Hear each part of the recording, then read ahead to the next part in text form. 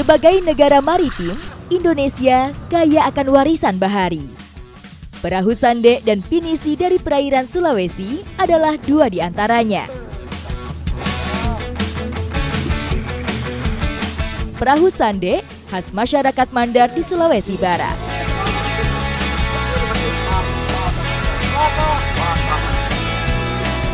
Sande menjadi perahu penjelajah yang gesit dan dirancang untuk menaklukkan ombak dengan lincah. Perahu layar ini masih digunakan untuk menjelajah hingga saat ini, seperti ekspedisi pelayaran akademis yang dilakukan mahasiswa dari Unhas. Mereka melakukan pelayaran dari Makassar menuju Kalimantan, Bangka Belitung, hingga Singapura dan berakhir di Thailand.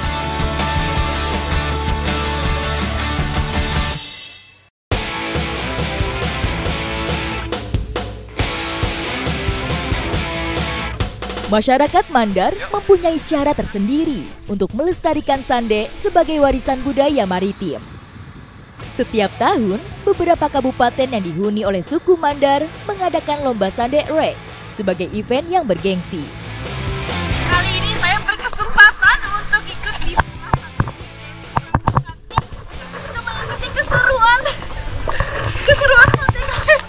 Seperti apa keseruannya? Ikuti jejak saya, jejak petualang. Sande Race diikuti oleh 55 perahu dari berbagai daerah di Sulawesi Barat. Deretan perahu yang memenuhi pesisir pantai menciptakan pemandangan yang luar biasa.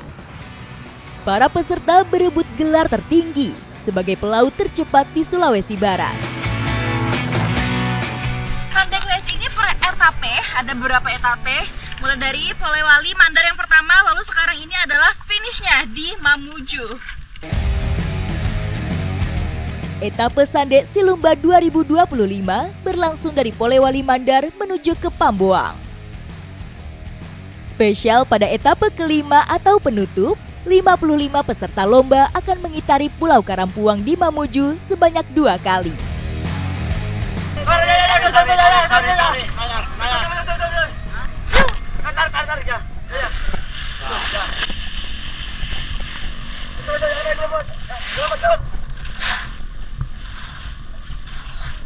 Penarikan layar sudah dimulai, tandanya pertandingan akan segera kita laksanakan. Wah, tinggi sekali layarnya.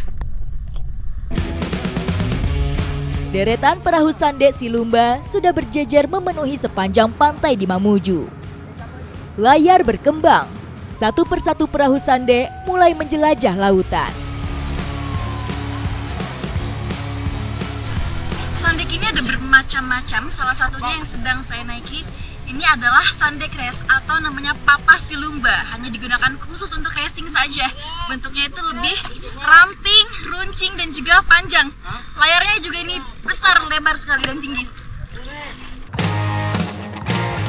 Sande melaju dengan memanfaatkan setiap hembusan angin bagai tarian di atas ombak. Bodi yang ramping, runcing, dan memanjang menjadi alasan Sande begitu cepat melaju di air. Bentuknya yang unik ini memungkinkan perahu membelah ombak dengan minim hambatan. Jauh lebih efisien dibandingkan perahu besar seperti Pinisi. Salah satu teknik yang paling penting adalah menjaga keseimbangan. Kita harus selalu berada di sebelahnya layar. Jadi ketika layar ini berada di sebelah kanan, harus menyeimbangkan di sebelah kiri. Jadi saya akan coba untuk berdiri di bagian sayapnya ini. Mengendalikan Sande bukan perkara mudah. Kunci utamanya kemampuan membaca angin untuk mengatur layar dengan tepat, menarik dan mengulur tali layar untuk memaksimalkan dorongan angin. Setiap orang di sini sudah mempunyai tugasnya masing-masing. Satu perahu ini terdiri dari 1 sampai 8 orang dan salah satu tugasnya adalah sebagai penyimbang seperti ini. Biasanya ini tidak 1 sampai 5 orang ya saya. 1 sampai 5 orang di sini. Dan posisinya juga harus badannya condong ke belakang seperti ini. Dalam balap Sande, kekompakan kru menjadi pondasi setiap tim yang tampil. Setiap orang mempunyai peran penting. Ada yang bertugas mengendalikan kemudi belakang, ada yang sigap mengatur tali, dan yang paling menantang adalah menjadi penyeimbang seperti yang saya coba. Sebagai penyeimbang, saya harus berdiri di salah satu sisi cadik yang berlawanan dengan layar. Saat angin kencang, tubuh akan menahan layar hingga badan condong. Hal ini untuk memastikan perahu stabil saat menyalip atau berbelok. Terus sekali. Ini adalah bagian sangat-sangat menantang karena kalau tidak kuat berpegangan atau kepleset dikit aja bisa langsung jatuh. Dan ini juga sudah sering kejadian, ada yang jatuh ketika berusaha untuk menyeimbangkan perahu seperti ini. Sande Silumba adalah perahu yang dirancang untuk menempuh kecepatan ekstrim. Kecepatan ini tentu membawa resiko yang tinggi. Saat angin kencang, beberapa perahu terlihat miring dan nyaris terbalik. Disinilah seni menyeimbangkan perahu menjadi penentu kemenangan dari perlombaan.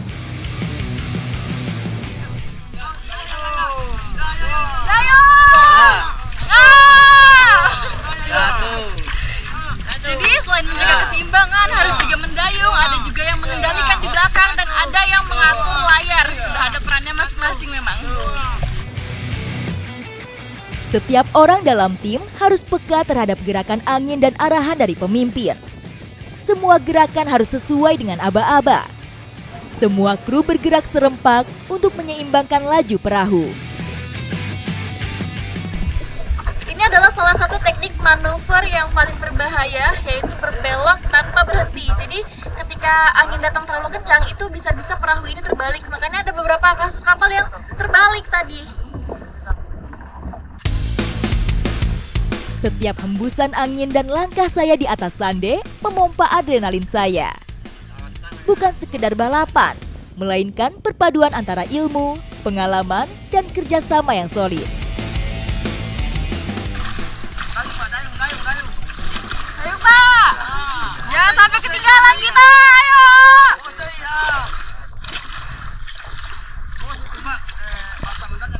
Oh, bose! Bose! Satu kesalahan bisa membuat tergelincir dan jatuh ke lautan. Kencangnya angin bahkan bisa membuat perahu terbalik. Saya bersama anggota kru yang paling lincah bergelantungan di cadik, membiarkan berat badan menjaga perahu supaya tetap tegak. Di tengah keseruan lomba, resiko selalu mengintai setiap perahu yang berjalan. Seketika, ombak mulai menggoyahkan keseimbangan badan saya.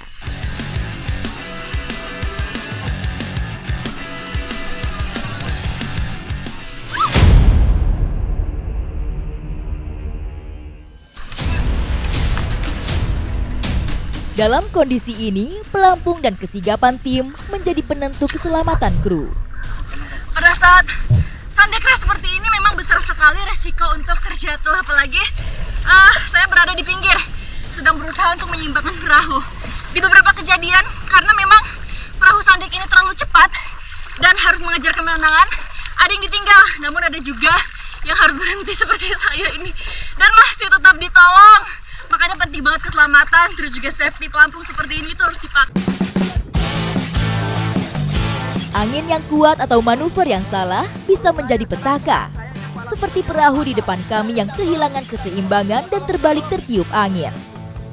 Ada yang terjatuh, sementara yang lain tetap berusaha menjaga perahu di atas air.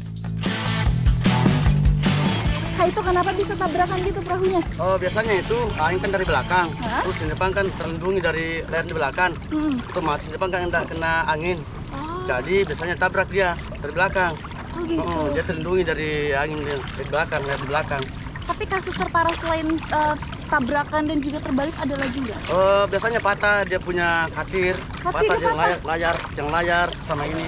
Itu nggak bisa lanjut lagi dong berarti? Bisa. Jelas kalau ada patah di antara semua peralatan di perahu, tidak bisa lari. Kecuali awaknya biasa jatuh, tidak jadi masalah. Oh iya, makanya penting sekali ya, selain juga skill untuk mengendalikan perahu, penting sekali juga kekompakan untuk menjaga keseimbangan, terus juga melihat arah dan melihat kapal-kapal yang lain supaya tidak bertabrakan, dan juga skill untuk membaca angin ya. Itu, Mbak. Ya. Balap sande tidak hanya menjadi ajang kecepatan, namun juga cerminan kebersamaan dan sportivitas. Saat melihat kecelakaan, perahu terdekat akan datang membantu evakuasi.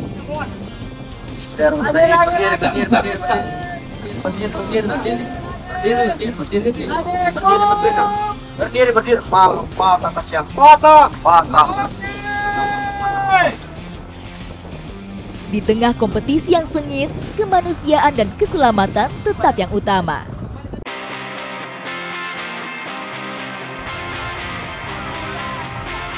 Dua gerbang perahu berbendera menjadi penanda garis finish etape kelima ini.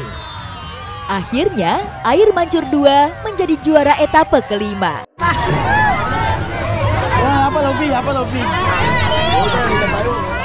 Sande adalah bukti nyata dari kekuatan tradisi, keberanian, dan semangat persaudaraan. Tak hanya sekedar perahu balap, Sande Silumba menjadi identitas kehebatan maritim Indonesia dari masa ke masa.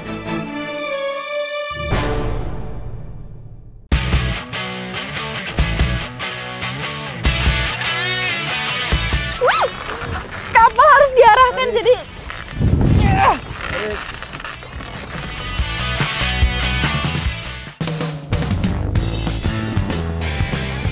Sande terbukti menjadi perahu tradisional suku Mandar yang tangguh menjelajah samudra. Tak hanya digunakan untuk berlayar lintas pulau dan negara, Sande juga teruji di ajang kecepatan dan mencari ikan. Ada beberapa jenis sande di pesisir Mandar. Namun sekarang hanya 3 jenis yang digunakan. Ada sande silumba atau sande race, sande parompong, dan sande lepa-lepa mini. Perahu sandek merupakan salah satu ikon masyarakat suku Mandar. Tapi seiring berkembangnya zaman, keberadaannya sekarang sudah mulai langka. Namun masih ada beberapa masyarakat yang masih membuat perahu sandek. Hari ini saya berada di Pelipis, salah satu pantai indah di Polewali, Mandar. Saya akan mengikuti pembuatan sande oleh pengrajin kapal di sini. Lama-lama di bawah ternyata berat juga ini. Nggak kebayang kalau ini tidak kering. Bambu yang sudah dibawa ini akan dikikis dulu. Kalau di sini sebutannya masosoibani. Jadi ini tuh bisa membantu agar bambunya tidak mudah lapuk. Terus juga ketika pewarnaan itu nanti dia warnanya bisa tahan lama. Saya menyadari membuat sande bukanlah pekerjaan pembuat perahu biasa. Mereka adalah maestro yang sudah mewarisi ilmu dan keahlian membuat kapal dari leluhur. Ini dia kayu yang digunakan, namanya adalah kayu bayor. Ringan sekali, tapi jangan salah karena ini sangat-sangat kuat, tahan air dan juga tahan lama. Tapi sebelum digunakan ini harus benar-benar dalam keadaan kering dulu, supaya dia bisa menyerap lem.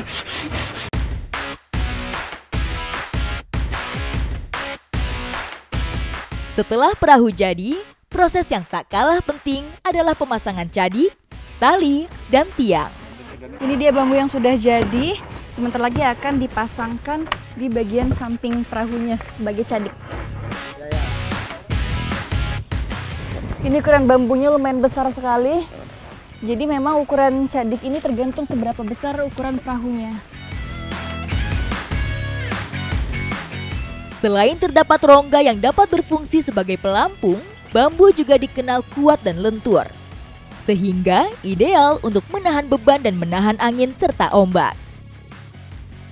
Perahu sandek ini memiliki beberapa bagian penting. Tadi bodinya yang sudah kita buat, terus kemudian ada tiang layarnya dan juga cadik yang memiliki bagian serta fungsinya masing-masing. Cadik menjadi bagian penopang keseimbangan yang penting pada perahu sande. Maka dari itu, setelan cadik tidak boleh meleset. Teknik pemasangan cadik ini menentukan kecepatannya. Ada rahasia khususnya ya Pak ya? Ada. Itu dari kelenturannya, semuanya berpengaruh ya dari bahannya? Ya, dari kelenturan baratan, besar palat tuh. Itu mempengaruhi cepat lambatnya perahu. Ya. Terus juga ini padahal hanya diikat saja dengan tali apa tadi namanya Pak? Tasi. Dengan tali tasi, tapi ini kuat loh. Karena biasanya dinaikin para nelayan juga ya Pak ya ini untuk menyeimbangkan perahu. Kalau anginnya terlalu kencang biasanya.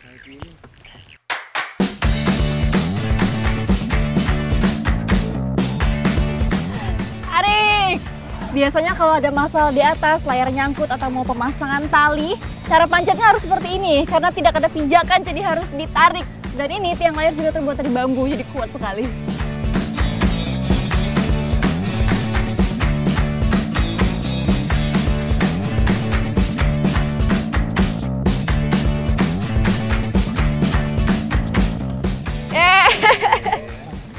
Ini baru pertama kali saya ngelihat cara manjat ditarik seperti dengan menggunakan katrol manual ya ini. Sande adalah warisan budaya pesisir Mandar. Tidak hanya lahir dari tangan terampil, tapi juga pengetahuan mendalam tentang alam.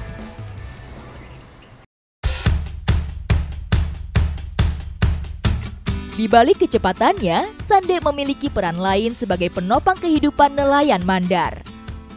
Saya ikut mencari ikan dengan Sande di perairan Selat Makassar yang terkenal dengan arusnya yang kuat. Selain sandek yang digunakan untuk balap, ada juga sandek paropo ya Pak namanya ya? Sandek parompong. Sandek parompong yang juga digunakan untuk menangkap ikan. Ini kita sudah berada di lokasinya, tinggal waktunya kita untuk memancing. Memancingnya hanya dengan menggunakan alat pancing seperti ini.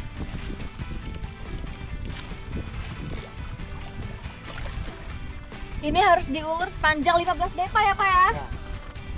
Dan tanpa umpan sama sekali. Jadi kailnya ini nanti harus diulur tarik untuk memancing si ikannya, menarik perhatian si ikannya. Berbeda dengan sande silumba, sande parompong mempunyai ukuran yang lebih lebar namun lebih pendek.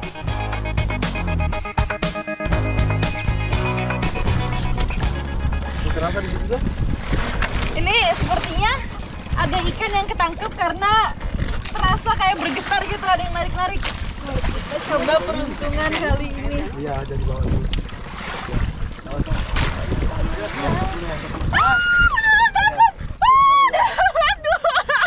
Lumayan.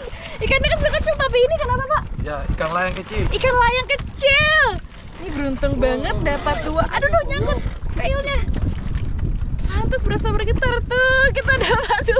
Oke, ini kita simpan dulu Bapak. Ya. Masih hidup. Masih hidup. Yeay. Akhirnya. Ini padahal tanpa umpan sama sekali loh. Memang nelayan di sini itu biasanya disebut sebagai nelayan pelaut unggul karena bisa memanfaatkan alat-alat seadanya seperti ini tanpa umpan sama sekali. Terus kemudian juga dengan menggunakan perahu sandek ini yang hanya mengandalkan kecepatan angin dan juga kemampuan mengendalikan layar seperti ini, sudah bisa menangkap ikan luar biasa. Tak sekedar kemampuan membuat perahu dan berlayar, nelayan dari suku Mandar juga piawai dalam mencari ikan. Kita coba peruntungan berikutnya karena merasakan getaran lagi, tapi ini harus ditarik dengan cepat nih supaya ikannya nggak kabur. Ayo lepas lagi. Ya, lepas ya Pak. Pas. Ya, lepas.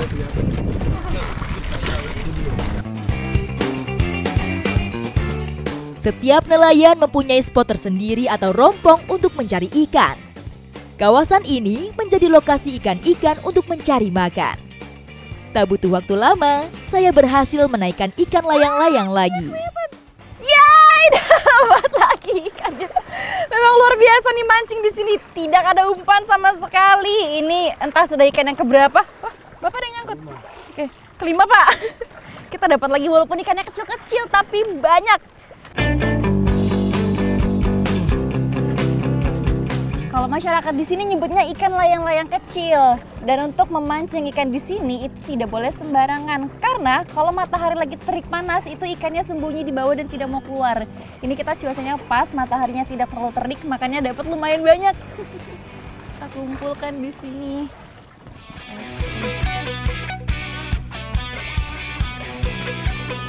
Setiap jenis sande mempunyai kelebihan masing-masing. Meski tidak seaerodinamis sande silumba, sande parompong bisa digunakan nelayan hingga menginap di lautan. Wah, dapat lagi. Bapak tolong pegangin nyangkut. Wah. enaknya mancing di sini karena satu alat pancing ini kailnya banyak sekali, jadi bisa langsung sekaligus dapat banyak ikan. Kali ini dapat 3 lagi. Waduh, beruntung sekali ini. Cuaca semakin tidak menentu. Demi keamanan, kami memutuskan untuk pindah lokasi.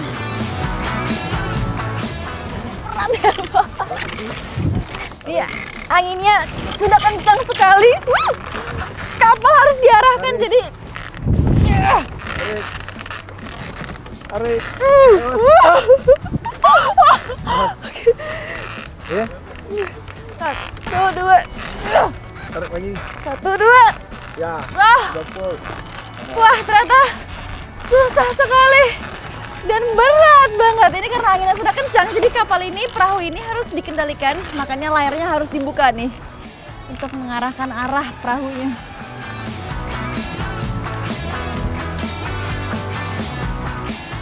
Ini karena anginnya kencang sekali, jadi si bapak harus duduk berdiri di sebelah sana untuk menyeimbangkan sandeknya. Jadi ketika layarnya ini berada di sebelah kiri, kita itu harus berada di sebelah kanan supaya sandeknya ini seimbang. Bapak hati-hati!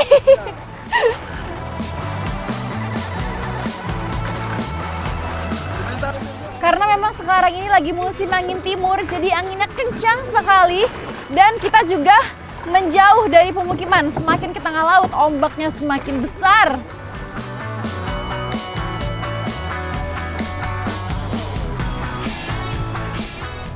Masuk. Ini saya mencoba untuk mengendalikan sandeknya sambil kali ini saya injek dikencengin karena ini kalau saya ulur bisa semakin kencang ini perahunya. Kalau dia ke arah keluar itu ke kiri, kalau masuk ke dalam itu dia belok ke kanan.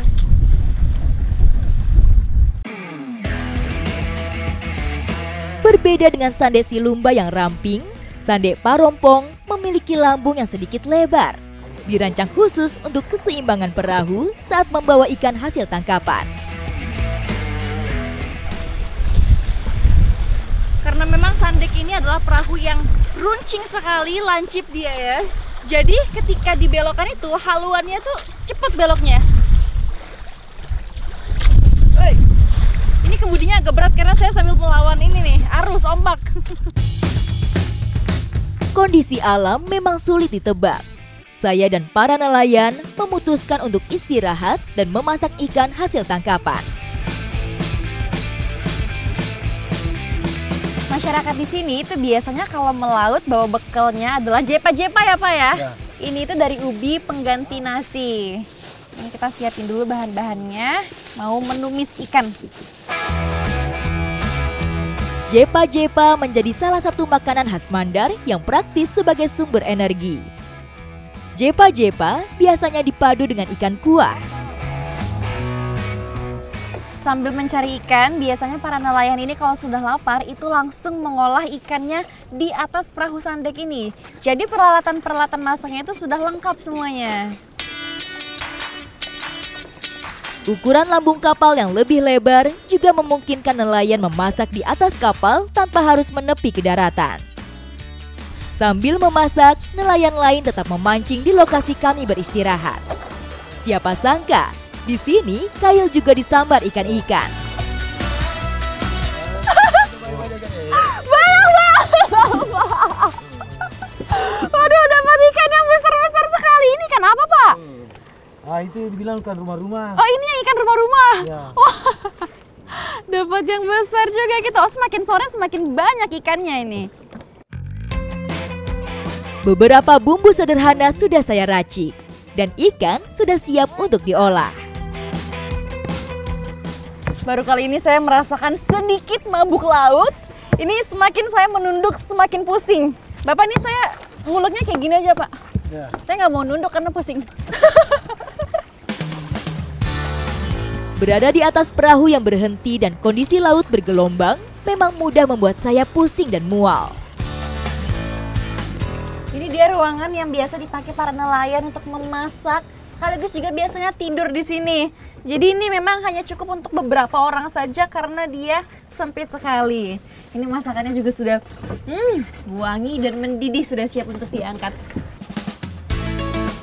Ruang bawah lambung perahu bisa melindungi api dari angin laut, sehingga kompor menyala stabil dan masakan cepat matang.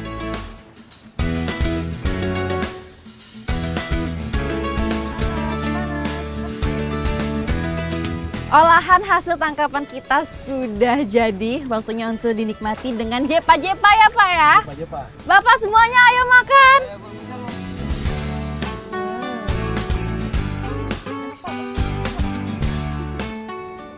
Ini rasanya nikmat sekali masakan kita, ada pedes-pedesnya dikit. Terus juga pertama kalinya saya mencoba jepa-jepa, dia itu teksturnya lembut banget tapi kayak hancur di mulut. Di tengah lautan biru, di atas perahu, kami menikmati hasil kekayaan alam perairan Mandar.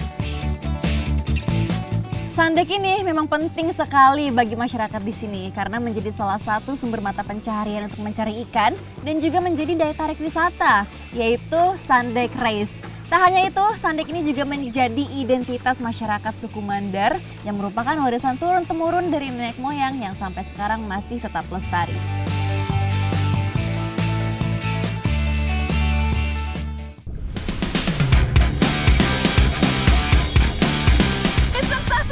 Biasa sekali berada di perahu. Bapak ini kencang banget Pak ombaknya Pak.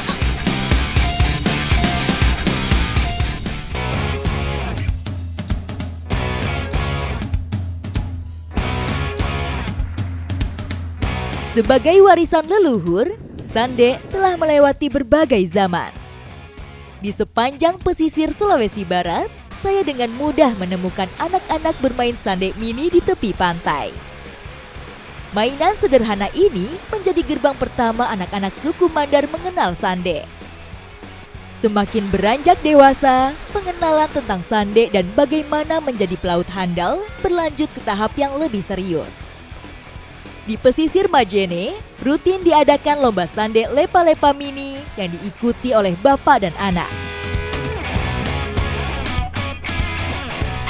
Itulah dia perahu Sandek yang sedang saya naiki tanpa dayung, tanpa mesin, hanya mengandalkan kecepatan angin dan juga keahlian mengendalikan layar. Perlombaan sudah dimulai dan ini saya harus agak sedikit duduk karena layarnya ini bisa kena kepala saya ketika diarahkan.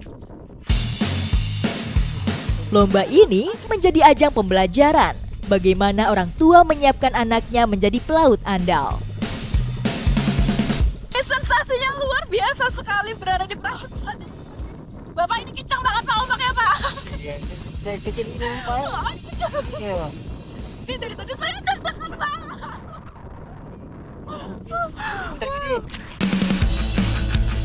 Saat perlombaan, anak-anak langsung dihadapkan dengan angin dan ombak lautan.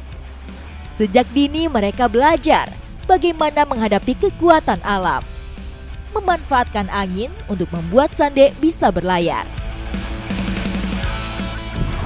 Perahu Sandek ini di sini sebutannya adalah lepa-lepa ya Pak ya? Lepa-lepa ya?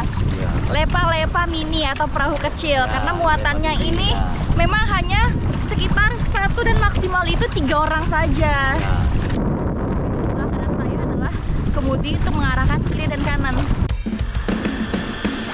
Dalam perlombaan ini, ayah dan anak sudah berbagi peran. Ayah mengendalikan kemudi dan sang anak bertugas menyeimbangkan layar. Ini kita mau berbelok jadi saya harus menunduk karena layarnya akan dikendalikan nih.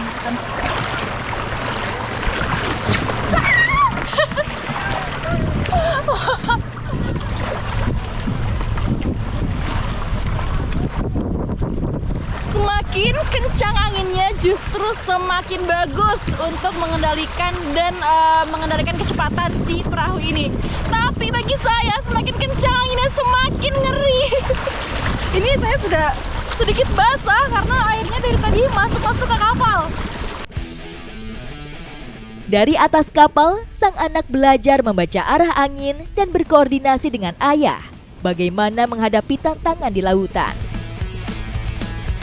Si Ade ini sudah diajarin cara mengendalikan perahu Sandek ini dari 10 tahun ya Pak ya? Ya. 12 tahun, berarti sudah 2 tahun dan sudah bisa lancar sekali mengendalikan layar perahu Sandek ini. Luar biasa hebat.